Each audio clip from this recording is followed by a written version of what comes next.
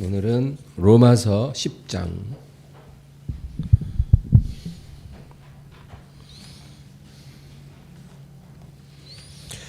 로마서 10장 9절 10절 10장 9절 10절 말씀을 합독하겠습니다. 내가 만일 네 입으로 예수를 주로 시인하며 또 하나님께서 그를 죽은 자 가운데서 살리신 것을 내 마음에 믿으면 구원을 받으리라. 사람이 마음으로 믿어 의에 이르고 입으로 시인하여 구원에 이르느니라. 아멘. 할렐루야. 예수님께서 마태복음 15장 8절에 이 백성이 입술로는 나를 공경하나 마음은 내게서 멀도다. 이렇게 탄식하셨어요. 입술로는 나를 공경하지만 마음은 멀도다. 여러분, 사람이 말과 마음이 다를 수 있다는 거죠. 말로는 주여 주여 아멘 할렐루야 늘 그렇게 말을 할지라도 우리 마음은 하나님으로부터 멀 수 있다, 그 얘기입니다. 그래서 오늘 본문 우리가 읽은 로마서 10장 9절을 보면 네가 만일 내 입으로 예수를 주로 시인하며 또 하나님께서 그를 죽은 자 가운데서 살리신 것을 내 마음에 믿으면 구원을 받으리라. 여기 보면 우리가 구원을 받을 때 반드시 두 가지 조건이 갖춰져야 된다는 거예요. 그게 뭐냐? 첫째는 네 입으로 예수를 주로 시인해야 되고, 그리고 하나님이 예수님을 죽은 자 가운데서 다시 살리신 것을 믿으면 구원을 받으리라. 예수님을 입으로 시인해야 되고, 그리고 하나님이 예수님을 죽은 자 가운데서 살리신 것을 믿으라는 거죠. 이 두 가지 조건을 우리가 충족하면 구원을 받게 되리라. 구원을 받는 조건이 하나가 아니라 둘이라는 것을 우리가 유념해야 돼요. 그래서 10절을 읽으면 더 구체적으로 우리에게 말을 해줍니다. 사람이 마음으로 믿어 의에 이르고 입으로 시인하여 구원에 이르느니라. 그러니까 마음으로도 믿어야 되고 입으로도 시인해야 돼요. 근데 우선순위는 뭐냐? 믿음이에요. 예수를 마음으로 먼저 믿어야 돼요. 믿는 사람이 입으로 예수님을 고백할 때 구원이 일어나는 거예요. 만약에 믿지 않으면서 입술로만 예수님을 고백하거나 하면 어떻게 될까? 구원받지 못하는 거예요. 근데 그런 일들이 아주 자주 있다, 그 얘기예요. 그래서 예수님도 이 백성이 입술로는 나를 공경하나 마음은 멀도다, 그랬거든요. 그러니까 우리가 신앙생활하면서 조심해야 될 게 바로 그거예요. 입술로 시인하는 거 우리가 어려워하지 않아요. 그거 못할 사람 없어요. 그러나 문제가 뭐냐면 마음으로 믿는 데서 문제가 생겨요. 마음으로 믿지 않으면서 입술로만 하면 구원받을 수 없다, 그 얘기입니다.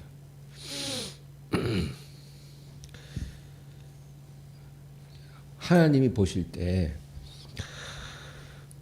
제일 문제아들이 누군지 아세요?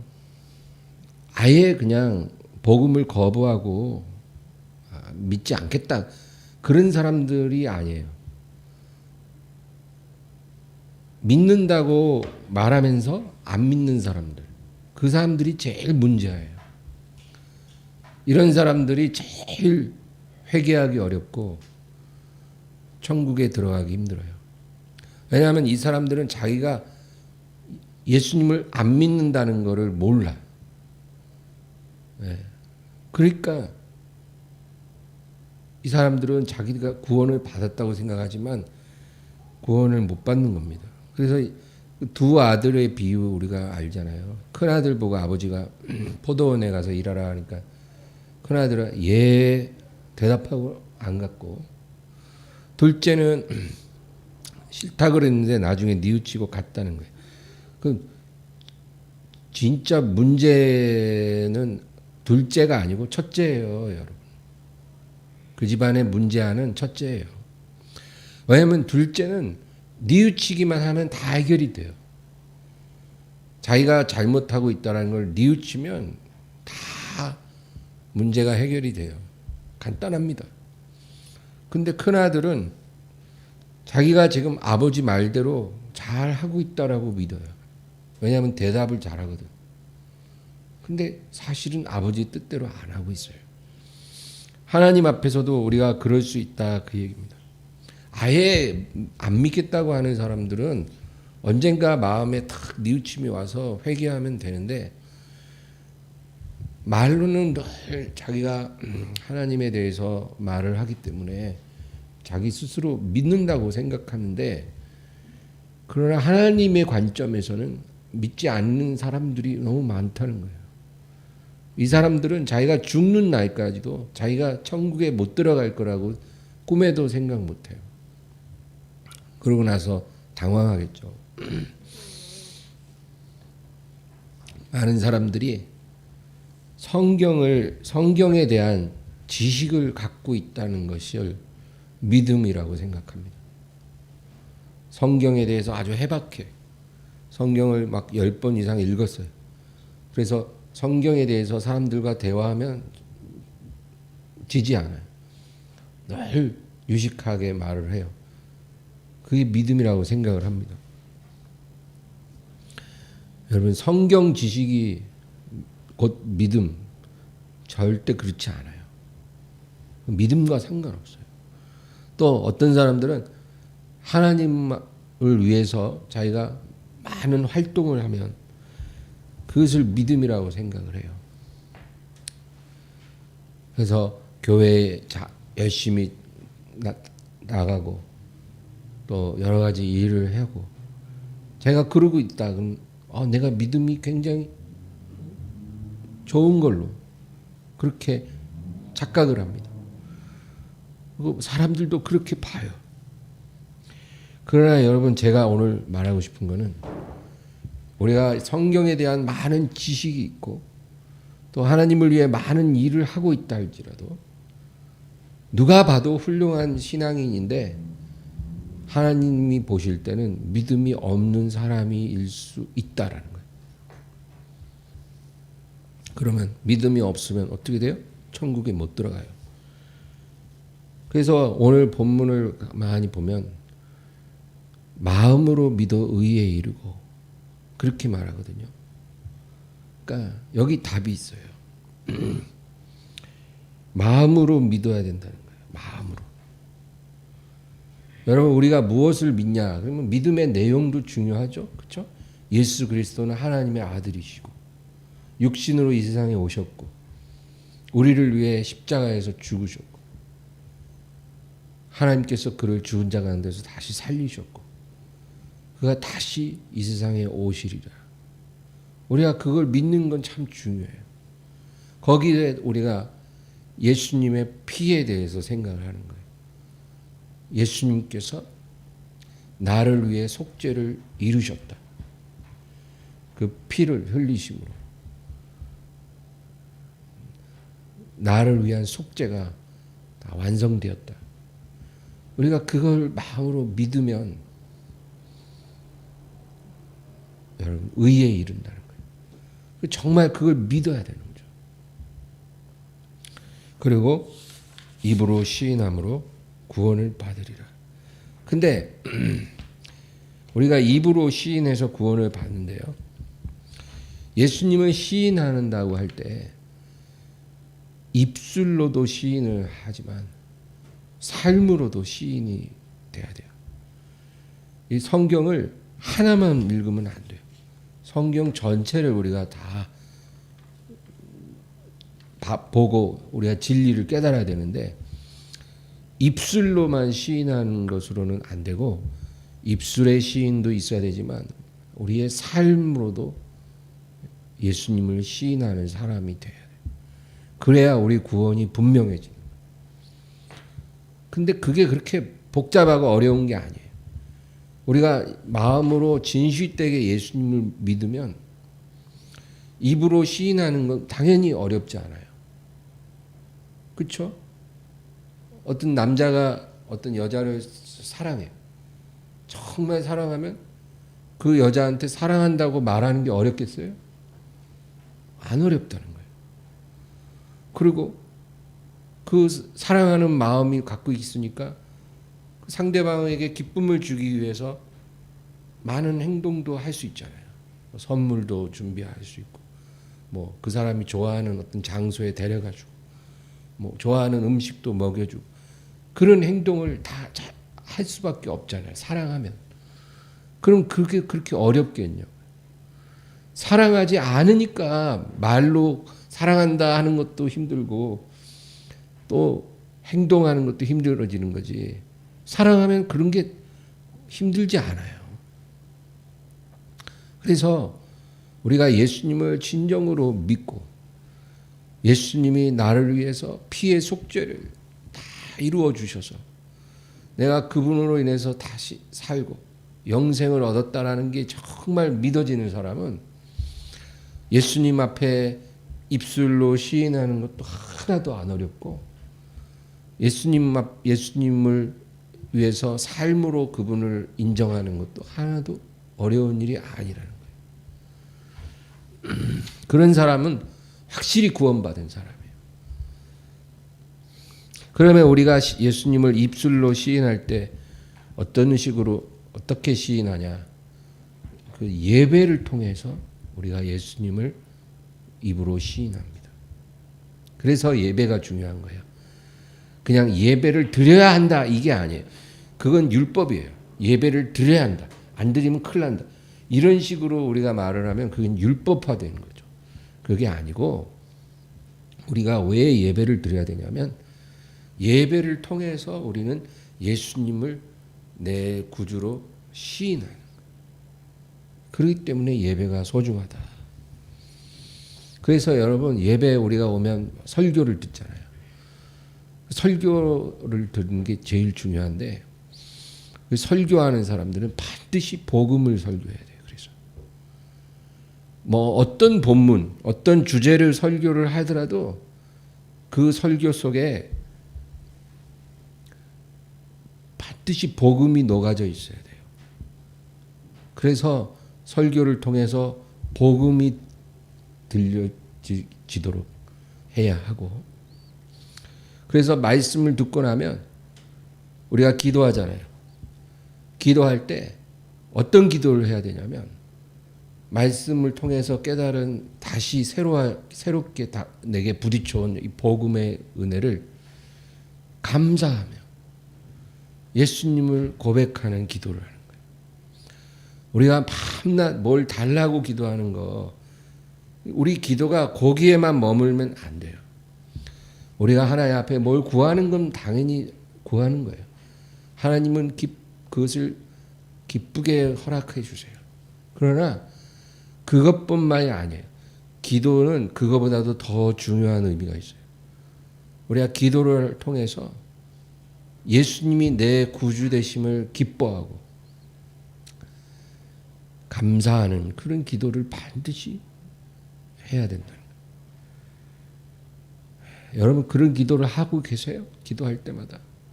근데 설교 때 예수님에 대해서 마음에 많이 부딪히면 기도할 때 그런 기도가 나오게 돼 있어요. 그래서 설교자들이 복음을 설교해야 되는 거예요. 그러면 그 말씀 듣고 기도할 때 주님 내 주님이 되어주시고 나를 위해 그 피를 흘려주셔서 너무 감사합니다. 나 같은 죄인이 용서함 받고 하나님 자녀 되게 된 것은 온전히 주님의 은혜입니다. 우리가 이런 기도를 주께 고백을 아주 진솔하게 하게 되는 거예요. 이런 기도를 하나님이 아주 기뻐하신다는 거예요. 그리고 우리가 찬양하죠. 그것도 마찬가지. 곡절을 담아서 예수님에 대해서 우리가 시인하는 거예요. 시인. 기도로 시인하고 찬양으로 시인하는 거예요. 그래서 우리가 예배를 드리면서 말씀 듣고 그리고 기도로 예수님을 시인하고 찬양으로 시인. 이런 것이 우리의 삶에 계속 이루어지는 것. 이것이 우리 구원의 아주 중요한 요소라는 거예요. 하나님이 우리의 어떤 행위를 보고 우리를 축복하시는 것이 아니라 우리의 믿음을 보고 축복하시는 거예요. 그래서 저는 사실 예배 때 찬양을 할 때요. 우리 보통 찬양을 먼저 하잖아요. 근데 사실은 설교를 먼저 해야 돼요. 설교를 먼저 하고 그러고 나서 말씀 듣고 나서 막 예수님에 대한 감사가 막 끌어오를 때 우리가 기도하고 찬양하고 그렇게 나가요. 그 시인하는 거예요. 예수님. 주님, 나의 주님 되심을 고백합니다. 주님의 피로 내 죄가 씻겨져서 나의 의가 아니라 주님의 의로 하나님 백성이 되고 영생을 얻게 해주셔서 감사합니다. 이런 우리가 시인하는 그런 예배를 드린다. 그 얘기죠. 그 다음에 우리는 삶을 통해 시인하는 거예요. 삶으로 예수님을 시인한다 그러면 사람들이 어떤 식으로 생각하냐면 그럼 뭐 식사할 때마다 이렇게 기도하고 그렇죠? 그리고 사무실 책상 위에 성경책 딱 올려놔서 모든 사람들이 내가 크리스찬이라는 걸 다 알게끔 그렇게 하는 게 삶으로 예수님을 시인하는 거 아닌가? 근데 그런 것이 아니라는 거예요. 우리가 삶으로 예수님을 시인한다는 것은 사람 앞에 시인하는 게 아니고 하나님께 시인하는 거예요. 삶 속에서. 그래서 여러분 우리가 정말로 회개하고 주님을 영접했다면 그 사람은 많은 결단을 하게 돼 있어요. 저의 경험에도 그래요. 제가 대학생 때 정말 눈물로 회개하고 예수님을 영접했거든요. 제가 그러고 나니까 딱 이제 주님 앞에 이제 뭔가 결심이 많아지더라고요. 결심이. 예. 제가 정말 회개하고 거듭나니까 결심이 자꾸 생겨나. 그래서 하나님 이제 제가 술 안 먹겠습니다. 누가 술 먹지 마 이런 말 안 했어요. 이제 친구들하고 제가 술 안 먹을게요. 제가. 이제 제가 말할 때 우리 젊은 애들은 말할 때 욕하잖아요. 저도 그래서 욕 안 할게요. 더러운 말 안 할게요. 제가 이런 많은 결단을 했어요. 여러분 정말로 예수님을 영접하고 그분이 나를 위해 피의 속죄를 이루셨다는 것을 정말 믿는 사람은 결단하게 돼 있어요. 그것이 바로 우리의 인생을 통해 점진적으로 계속적으로 일어나는 것. 이것이 삶 속에 시인하는 것. 이런 것들도 하나님이 굉장히 기쁘게 보신다. 그거죠. 고린도전서 9장 27절에 이런 구절이죠. 내가 내 몸을 쳐서 복종하게 함은 내가 남에게 전파한 후에 자신이 도리어 버림을 당할까 두려워함이로다. 바울이 이런 말을 했어요. 내가 남에게 전파한 후에 내 자신이 도리어 버림을 당할까 두려워하여 내 몸을 쳐서 복종케 하노라. 여러분 이 구절이 참 중요해요. 바울이요. 정말 눈만 뜨면 복음을 전하는 사람이에요. 근데 내가 남에게 복음을 다 전한 후에 오히려 내가 남은 다 구원시켜 놓고 버림받을까 봐 두려워하여 그런 말을 해요. 어떻게 바울 같은 사람이 그 많은 사람에게 복음 전해서 구원시키고 버림을 받을 수 있겠어요? 말도 안 되잖아요. 근데 바울은 그게 두려웠다는 거예요. 그래서 어떻게 했다고요? 내 몸을 쳐서 복종시키노라. 여러분 이게 참 우리가 명심해야 될 구절인데, 바울이 남에게 복음을 전할 때는요, 그에게 복음에 대한 엄청난 지식이 있었어요. 성경에 대한 어마어마한 이해와 그런 지식을 갖고 있는 사람이에요. 그리고 정말 사람들에게 그렇게 공격을 받으면서도 두려워하지 않고 가는 곳마다 복음을 전하고 교회를 세웠잖아요. 엄청난 열심으로 하나님을 일을 한 거예요. 많은 성경 지식이 있고 가는 곳마다 복음 전하는 열심이 있어요. 이 정도면 구원받는데 뭐가 부족하겠어요. 그런데도 바울은 버림받을 수 있다라는 거예요. 자기가 하나님으로부터. 그래서 버림받지 않기 위해 내 몸을 쳐서 복종시킨 노라. 여러분 이 몸은 바로 육체죠. 육체. 왜 하나님의 일을 이렇게 활발히 하는 사역자인데 자기 육체를 쳐서 복종시켜야만 했을까요? 반대로 자기 육체를 복종시키는데 실패하면 어떻게 된다고요? 버림받는다는 거예요. 바울 같은 사람도. 그래서 성경에 보면 삼손이라든지 사울 왕 같은 사람은 하나님의 선택을 받았고 하나님께 쓰임 받았는데 결국 육체를 복종시키는데 실패해서 버림을 받은 그런 케이스예요. 그런 일들이 지금도 일어나고 있어요. 하나님의 섬기는 많은 종들이 정말 성경을 아주 해박하게 알고 있고 정말 평생 하나님의 일을 하며 산 그러한 종들인데도 자기 육체를 쳐서 복종시키는데 실패해서 결국 버림받고 지옥에 떨어지는 사람들이 많아요. 우리라고 예외가 아니에요. 누구나 그렇게 될 수 있고 바울도 그게 두려워서 자신을 쳐서 복종시켰다. 그럼 이 육체는 왜 쳐야만 하나? 우리 그걸 또 살펴보고 싶어요. 우리 갈라디아 5장을 한번 살펴보겠습니다. 갈라디아 5장 좀만 뒤로 가면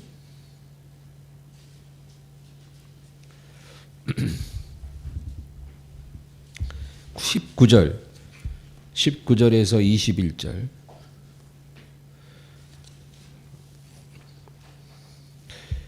19절에서 21절 다 같이 읽습니다. 육체의 일은 분명하니 곧 음행과 더러운 것과 호색과 우상숭배와 주술과 원수 맺는 것과 분쟁과 시기와 분냄과 당짓는 것과 분열함과 이단과 투기와 술취함과 방탕함과 또 그와 같은 것들이라. 전에 너희에게 경계한 것 같이 경계하노니 이런 일을 하는 자들은 하나님의 나라를 유업으로 받지 못할 것이요.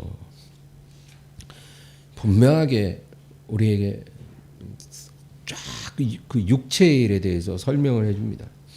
육체의 일은 아주 분명하다. 어떤 것이냐? 5가지로 분류할 수가 있어요. 첫째는 성문란이에요. 성문란. 그래서 제일 처음에 3가지를 말해요. 음행과 더러운 것과 호색과. 이게 다 성적 문란입니다. 이런 것들이 육체의 일이라는 거예요. 이런 것들을 용납하면 그가 아무리 하나님에 대해 성경에 대해 지식이 있고 또 하나님께 많은 일을 한다 해도 하나님 나라에 들어갈 수가 없어요. 버림받는다. 이런 죄를 갖고 있습니다. 두 번째는 우상숭배와 주술과 그랬어요. 이게 뭐냐면 여러분 우상숭배의 본질은 뭐예요? 하나님보다 더 사랑하는 게 우상이라고 그랬잖아요. 간단해요. 우상 무슨 다른 종교에만 있는 게 아니에요. 우리 마음속에 우상의 제단이 있어요. 그거 우리가 깨닫지 못하면 우상 숭배하는지도 모르면서 우상 숭배하다가 지옥에 가는 거예요. 여러분, 하나님보다 더 내 마음을 사로잡고 매료시키고 나를 그것에 탐닉하게 하고 중독시키고, 그래서 하나님께 드려야 될 시간을 다 뺏어가고 하나님께 드려야 될 물질, 모든 나의 에너지 다 뺏어가는 거. 그런 게 바로 우상이에요. 여러분, 현대인들 우상 바가지예요, 바가지. 아주 뭐 어디 가서 점치고 이래야만 우상 숭배 아니에요. 점치는 사람도 많지만 그런 거 안 해도 우상 숭배 엄청 해요. 현대인들 같이 중독에 취약한 사람들이 없어요. 심령에 하나님이 안 계시니까 뭔가에 빠져드는 게 너무 쉬운 거예요. 자기가 그것을 허락해요. 빠져들고 싶어 해요. 공허한 삶 속에 뭐라도 내가 흠뻑 빠져들고 싶다. 여러분, 그게 우상이에요. 어떤 것도 하나님보다 더 우리의 마음을 차지할 수 없어요. 그것이 자식이라도 안 돼요. 어떤 직업적인 열심, 그것도 하나님보다 앞설 수 없어요.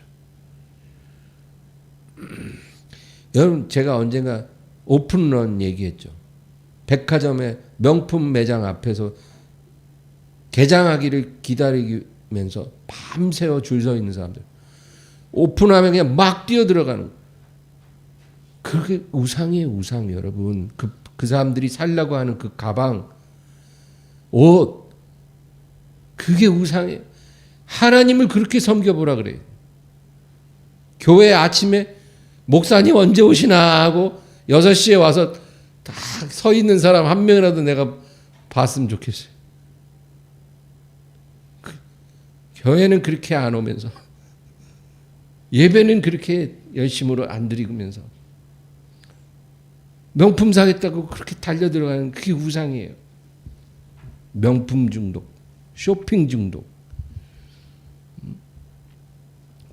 게임 중독, 도박 중독. 요즘엔 또 등산, 낚시, 골프, 여기 빠져가지고 아주 막 그 재미에 사는 사람들도 많아요. 주일날 교회 못 온다는 거예요. 왜? 등산 동호회에서 등산 가는 재미가 너무 좋아서 예배를 못 드린대. 그것만 아니면 이제 교회에 가서 예배도 드릴 수 있는데, 제가 등산을 꼭 가야 되기 때문에 목사님 죄송합니다. 목사한테 죄송할 게 뭐 있어요? 지옥 갈 건데.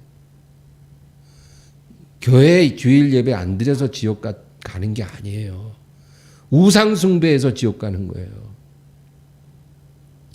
몸이 아파서 예배 못 나와도 괜찮아요.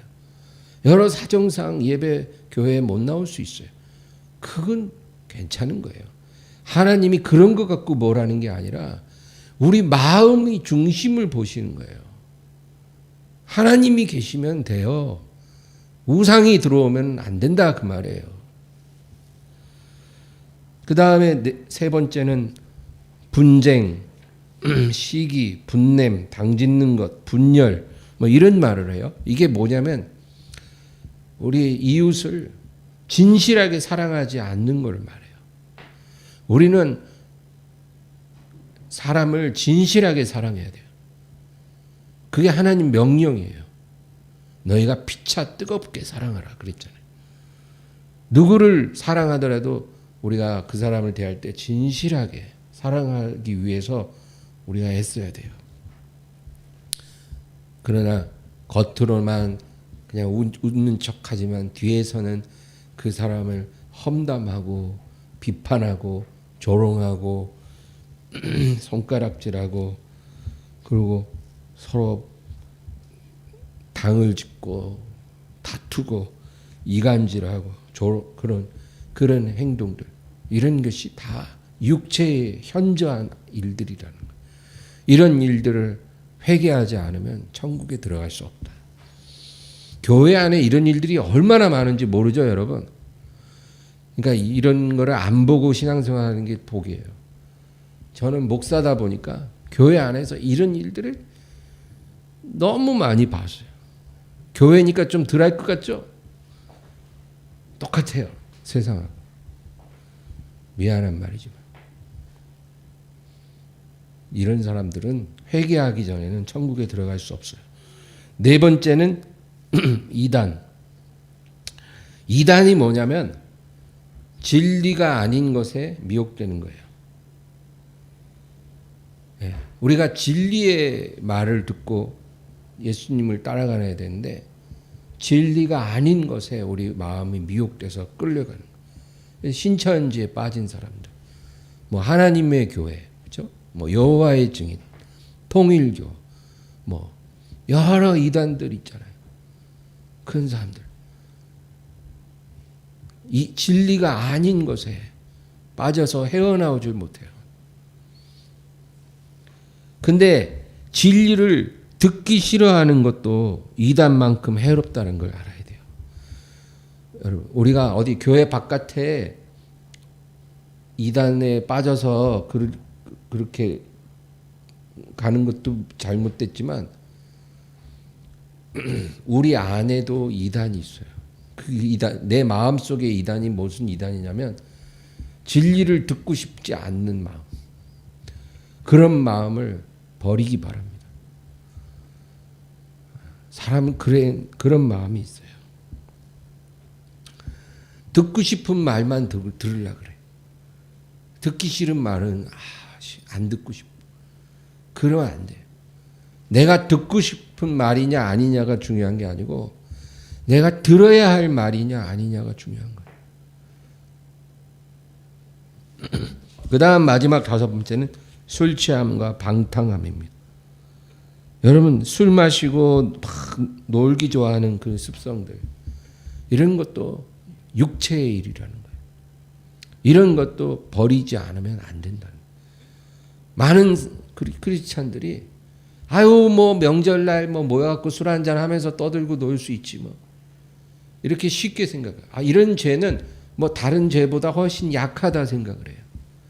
근데 여기 말씀을 보라고요. 말씀을.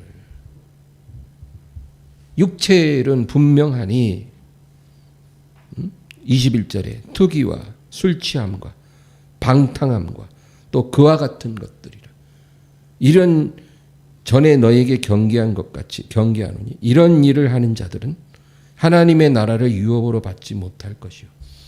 이런 습성을 우리가 버리기 전에는 하늘나라에 못 들어간다는 거예요. 하나님이 분명히 경고했어요. 내가 생각하는 기준이 중요한 게 아니라 하나님의 말씀이 뭐라고 하는지가 중요한 거예요. 이런 습성도 다 고쳐져야 된다. 어떤 사람이 예수 믿고 입술로 시인하고 거듭나서 바로 한 달 안에 모든 걸 다 끊고 완전히 새 사람 되라 그런 말은 아니에요. 우리의 일생 동안 깨닫고 결심하고 또 실패하면 또 결심하고 그러면서 하나님 앞에 부르짖고 매달리고 노력해서 이런 것들을 다 우리가 제거해 나가는 것. 그것이 바로 거듭난 사람이 삶으로 시인하는 거예요. 예수님을. 우리가 그렇게 살아야 한다 그 말이에요. 그 노력을 중단하고 합리화에 빠져서 이 정도는 괜찮아. 이런 것까지 우리가 못하면 그건 인생이 아니지. 이런 개똥 철학으로 우리가 자기를 합리화하면 안 된다 그 얘기예요.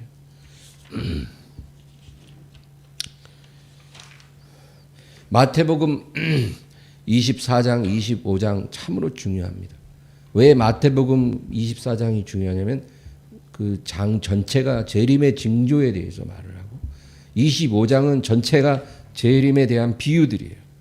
제가 열처녀 비유에 대해서 얘기를 하고 마칠 거예요. 열처녀 비유 여러분 잘 아시죠? 거기 보면 처녀들이 등을 갖고 있다는 거예요. 이 등이라는 거는 신랑을 기다리는 신부의 상징이에요.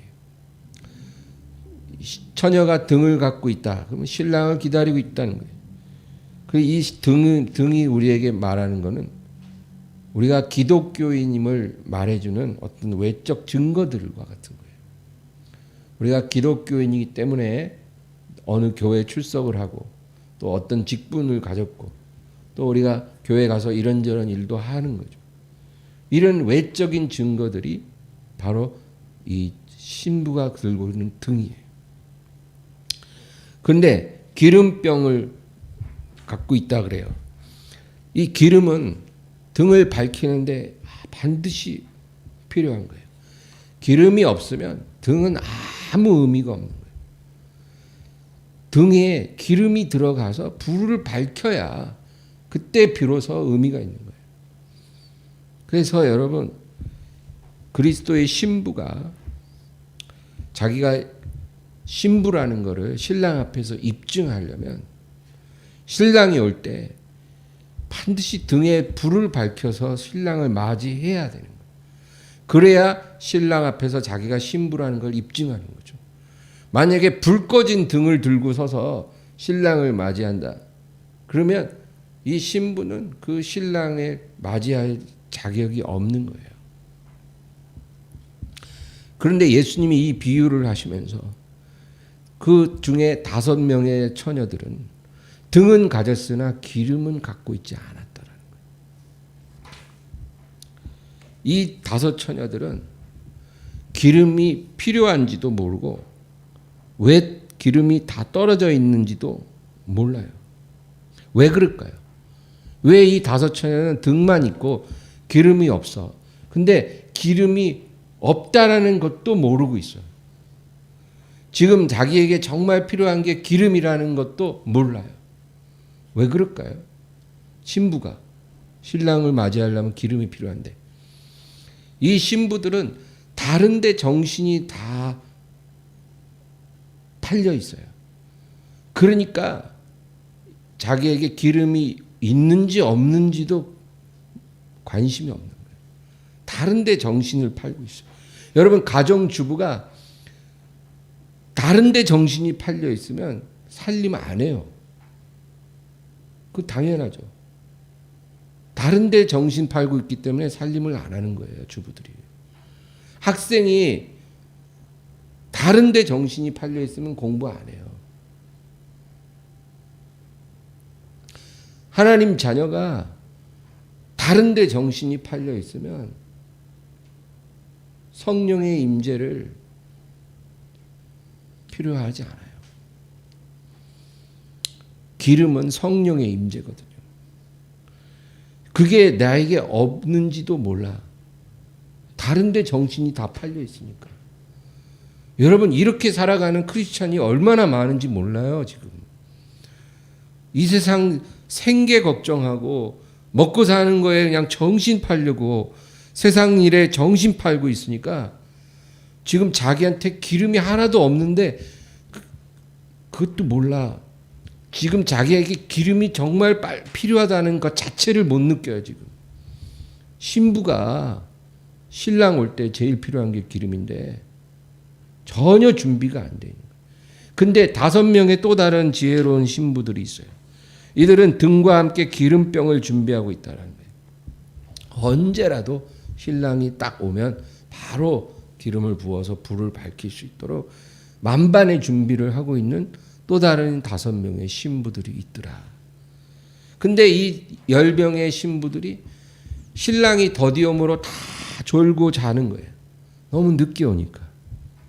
그러다 갑자기 신랑이로다 외치는 소리가 나니까 그냥 정신없이 일어나가지고 이제 등을 찾은 거예요. 등. 신랑 온단다. 그러니까 10명의 처녀가 자기가 신부라는 건 다 알고 있는 거예요. 신랑이 오면 자기가 등부터 찾아야 된다는 건 알고 있어요. 그때는 다른 게 급한 게 아니야. 등이 필요하지. 불을 밝히는데 5명의 등은 불이 안 밝혀져. 붙여도 불이 안 붙여. 그리고 5명은 불이 밝혀져요. 기름이 없구나. 어떡하지? 우리 좀 빌려줘. 우리도 부족해. 너희 빨리 가서 기름을 사다가 해결해. 그래갖고 기름 사러 간 사이에 신랑이 와서 불 밝힌 신부들만 데리고 혼인잔치에 들어가고 문이 닫혔더라. 여러분, 예수님이 이런 비유를 왜 하셨겠어요? 정말 우리는 예수님을 맞을 기름을 준비해야 돼요.